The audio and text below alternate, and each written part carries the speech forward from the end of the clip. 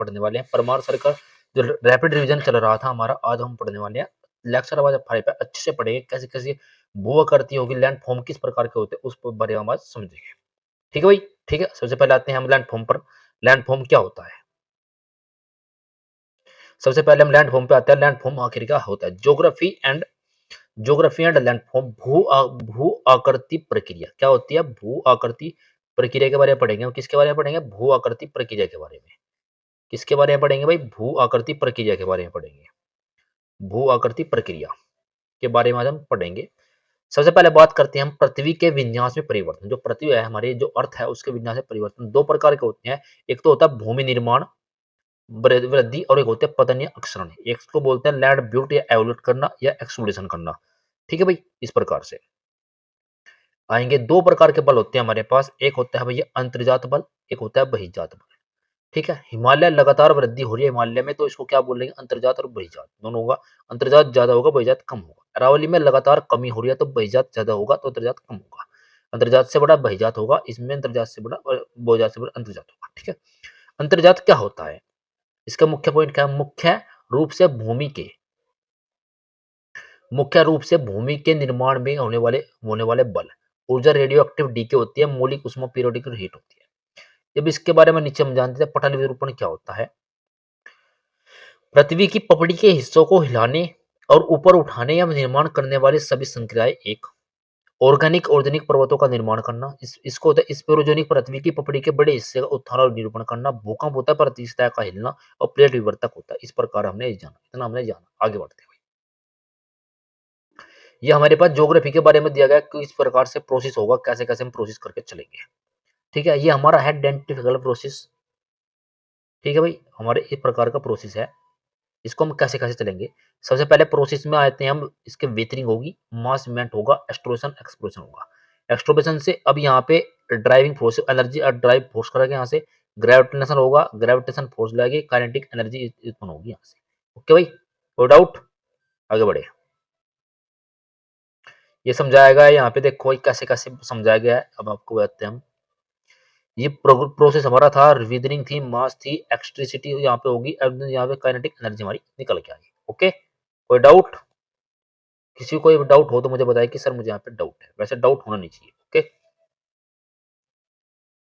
अब आता है बहिजात बल। क्या होता है बहिजात जो बल है हमारे पास, वो क्या होता है? बहिजात बल प्रक्रिया होती है पृथ्वी की सतह पर कार्य करने वाले बहिजात बल। बहिर्जनिक भू आकृति प्रक्रिया को आश्रय उन सभी प्रक्रियाओं से है जो धरातल के बाह्य रूप में क्रियाशील होकर परिवर्तन लाते हैं। मतलब कोई भी हमारी ये पृथ्वी है, पृथ्वी के जो बाहर है, ये बाहर वाले पट, इनमें जो है ये क्रियाशील होकर, मतलब बाहर वाले एक्सटेंशन होकर ये क्रियाशील जो होते हैं, इनको क्या बोलते हैं? बहिजात बोलते हैं। ठीक है, आगे बढ़ते हैं। पृथ्वी की राहत विशेषता का तोड़ना घिसा होना।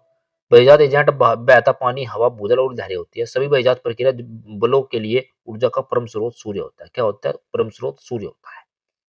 आगे बढ़ते हैं भाई। अपेक्षा अपेक्षा क्या विरिंग क्या होता है हमारे पास? वह प्रक्रिया जिसके द्वारा पृथ्वी के सतह पर मौजूद चट्टानों में टूट फूट होती है। तो चट्टान होती है, मान के चलो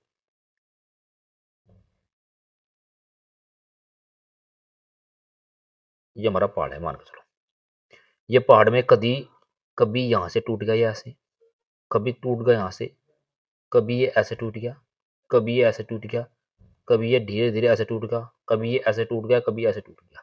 ठीक है, इसको क्या बोलते हैं हम? ये चट्टानों टूट फूट होती है। अपक्षय प्रकार रासायनिक अपक्षय, भौतिक मैकेनिकल अपक्षय और जैविक अपक्षय हमारे पास आते हैं। रासायनिक अपक्षय क्या होता है? रासायनिक अपक्षय होता है रासायनिक प्रक्रिया के कारण चट्टानों के निर्माण सामग्री आदि का अक्षरण और विघटन करना। भौतिक यांत्रिक अपक्षय रासायनिक और परिवर्तन के बिना अपक्षय करना। जैविक अपक्षय पौधों और जानकारों को आवाजाही का निर्माण करना। अपक्षय के प्रभाव। अपस्फीति यह एक यांत्रिक पक्ष की प्रक्रिया है जिसमें चट्टानों के घुमावदार प्लेटों के नीचे चट्टानों को अलग हो जाते हैं। मतलब ये चट्टान है हमारे, इस प्रकार से इनके घुमावदार जो सर्कल है हमारे पास, उनसे अलग धीरे धीरे अलग हो जाते हैं। ऐसे से कटिंग हो जाती है, यानी कि धीरे धीरे ऐसे कट छट जाते हैं, मतलब कि ये ठीक है, धीरे धीरे छट जाते हैं। ओके, कोई डाउट? आगे बढ़ते हैं भाई। अब आता है मास मूवमेंट क्या होता है। सबसे पहले मास मूवमेंट की बात करेंगे कि आखिरकार मास मूवमेंट होता क्या है। बड़े पैमाने पर मास मूवमेंट को अपक्षय के लिए पूर्व आवश्यकता होती है। उसके बाद तेजी से और धीरे धीरे दो होते हैं। इट्स एड मास मोमेंट। मास मोमेंट गुरुत्वाकर्षण ग्रेविटी होती है।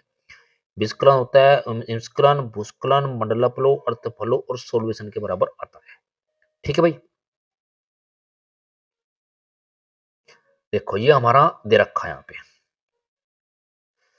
रेन ऑफ सैन होगा, ये रेन हमारे पास ये बारिश पड़ रही है, ये लेक होगी, परत होगी, ग्लेशियर है, ये हमारे पास ग्लेशियर होगी, ये रैपिड होगी टूटते, ये वाटरफॉल, ये ट्रूबलिस यहाँ पे, ये फ्लोड प्लेन होगा इस प्रकार से, ये मतलब ये जो है फ्लोड होगा, ये क्या है, नदी है हमारे पास, ये इस प्रकार से समुद्र में आके यहाँ पे नदी मिल जाती है ओशन में। ओके, अक्षेत्र के बारे में बताते हैं अब। स्रोत हमारे पास कौन कौन से हैं? स्रोत युवा अवस्था होते हैं, नदी तेजी से बहती है, अपरदनाव अवस्था प्रभावी होती है, संक्रमण सिर्फ प्रभावी अवस्था होते हैं, बाढ़ अक्षेत्र होते हैं, वृद्ध अवस्था होती है, निपक्षण विशेषता प्रभावी हो सकता है। ओके, भू आकृतियां लैंडफॉर्म क्या होती है? अपरदन के भू आकृतियां कटाव के कारण होती है, कहीं के कारण होती है भाई, कटाव के कारण होती है, कटाव के कारण भू आकृतियां होती है, निक्षेपण भू आकृतियां जमाव के कारण होती है, दो कारण होती है, नदियों द्वारा बनाई गई भू आकृतियां, ग्लेशियर द्वारा बनाई गई आकृतियां, भूजल द्वारा बनाई गई आकृतियां, लहरों द्वारा बनाई गई आकृतियां, हवा द्वारा बनाई गई आकृतियों के बारे में बताता है। ठीक है भाई, आगे बढ़ते हैं। नदियों द्वारा बनाई गई भू आकृतियां, इनमें यूथ यूथ जो होती है वी आकार की घाटी होती है, गार्ज और कैरियन के में अधिक होती है। मेचर होती है, मेचर मिरेंडर, मिरेंडर घुमावदार आकृति घुमावदार होती है। ओल्ड मिरेंडर ऑक्सी का झील तटबंध और बाढ़ का निर्माण और डेल्टा का निर्माण करती है। ठीक है भाई, आगे बढ़ते हैं। अपवर्तनात्मक क्या होता है? यू आकार की घाटी, गार्ज, कैनियन, झरना, गड्ढे और प्रजल नदियों की विधिकाएं होती है। इन मेंडर्स, मेंडर्स मतलब घुमावदार, घूमना मतलब ऐसे ऐसे घूमेगा, नदी ऐसे ऐसे घूम जाती है। ओके, निक्षेपण होता है बाढ़ का मैदान, डेल्टा, ऑक्सीजी की झील, मेंडर, जलोढ़ पंखे, ये पर क्या आते हैं? ये निक्षेपण में आते हैं। डिस्पोजिशन में क्या आते हैं? ये आते हैं भाई। ओके, आगे बढ़े। ठीक है, अब हम बात कर लेते हैं किसकी? उत्कीर्णित विसर्प की। एक घुमावदार नदी घाटी जिसने अपने अपने तल का आधार स्तर के उत्थान और निमीकरण के अलावा आधारशिला को काट दिया हो, इसको क्या बोलते हैं? ऑक्सी को झील। मतलब देख, ऐसे जा रही, ऐसे जा रही, और ये ऐसे घूम कर ऐसे होगी, देखिए ऐसे मिलेगी नहीं आपस में, आपस में मतलब इसे काट दिया, इस प्रकार से काट दिया, नहीं काट दिया, तो इसको बोलते हैं भैया क्या? उत्कीर्णित विसर्प बोलते हैं इसको। अब ग्लेशियर की बात कर लेते हैं। ग्लेशियर द्वारा बनाई गई भू आकृति अपरात्मक होती है, सरक्यू, राइज, आर्केट, होर, हैंग्यू वैली और ग्लाशियर वैली हमारे पास इसके वैली होती है। सेरेटरी होती है, वैली हमारे पास ये आ गई, मेन वैली क्रिएटेड होती है, ये यहाँ पे, यहाँ से वैली जो है क्रिएटेड होगी, यहाँ से आपको दिख रहा होगा ये वैली क्रिएटेड होती है यहाँ से, यहाँ पे ग्लेशियर थ्रो ग्लेशियर के थ्रो आएगा, ये ऐसे होगा, ये धीरे धीरे ऐसे वैली बनती चली जाएगी। ठीक है, ये ऐसे ऐसे वैली जो है हमारी इंक्रीज होती चली जाएगी। ओके, कोई डाउट? आगे बढ़े। ठीक है, अब land form created by glacier, जो ग्लेशियर के द्वारा लैंड फॉर्म बनते हैं वो कैसे बनेंगे देखो।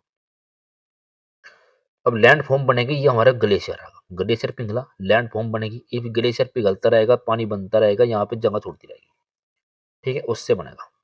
भूजल द्वारा बनी भू आकृतियां, इसको बोलते हैं क्रॉस्ट थ्योरोग्राफी। अपरात्मक होगा तालाब, sink hole, Dolin, lapies, वैल्यूसीज। Nixon होता है स्केटलाइट, इसको होता है स्केटलेट, स्केटलमाइट, पिलर्स। अब कार्ड्स की बात कर लेते हैं। कार्ड्स क्या होते हैं? कार्ड्स भूजल में होता है, भूमध्य सागर के कार्ड्स क्षेत्र में पाया जाता है, जहाँ चट्टान चूना पत्थर और डेलोमाइट से बनी होती है। भारत में मुख्यतः दक्षिण भारत कहाँ पाई जाती है? भारत में दक्षिण भारत में डेलोमाइट पाया जाता है ज्यादा, मुख्यतः मोस्टली यहीं पे ही पाया जाता है आपका डेलोमाइट। ओके भाई, कोई आगे दिक्कत? आगे बढ़ते हैं। अब समुद्री लहरें की बात कर लेते हैं। लहरें हमारे पास, झरना क्या होता है? ये जो हमारे पास आपको दिख रहे होंगे, ये हमारे पास ये धीरे धीरे क्या बन रहे हैं? ये इसको बोलते हैं ग्लेशियर। ग्लेशियर धीरे धीरे ग्लेशियर, ये धीरे धीरे क्या बने हैं? ग्लेशियर बने हैं। स्टैंड फॉर्म के ग्लेशियर है, ये ग्लेशियर बने हुए हैं यहाँ पे ग्लेशियर। ये ग्लेशियर पिघलते रहेंगे, पिघलते रहेंगे, पिघलते रहेंगे, तो पानी चलता रहेगा, नदी बनती रहेगी। ठीक है, ओके। अब आएगा समुद्री लहरों द्वारा बनी भूखरते प्रधानत विलप कुल्प गुफाएं होती है, निफित समुद्र तट, ड्यूब ड्यूब बार, बैरियर और स्प्लिट होते हैं हमारे पास। ओके, ये हमारे इस पर दे रखा। हवा द्वारा बनी भू आकृतियां प्रदान होती है, इनका पेडिलिन, पेडिप्लेन, प्लेज, मशरूम चट्टान। तुम बताओ, सुनो मशरूम, छतरी होती है, छतरी मशरूम की सब्जी सुन के आपने, ये होगा जैसे आप जिसको हम बोलते हैं कि हिंदी में बोलते हैं हम जिसको सांप की छतरी, सांप की छतरी बोलते हैं ना, उसके वाले। बालू के टीले हो गए, बरखान होकर सेफ होगा। ओके भाई, कोई डाउट? आगे बढ़ते हैं। लैंड फॉर्म हमारे पास ये दे रखा है, इस लैंड फॉर्म का स्ट्रक्चर है, कैसे कैसे हमारा लैंड फॉर्म बना देख। मैंने अभी बताया ना आपको क्या होता है, देखो ये बन गई, ये जो अभी अभी बनी हुई दिखी ना, ये आपको मैंने अभी बताया था कि सांप की छतरी होती है, इस प्रकार से देखिए ऐसे बन गई।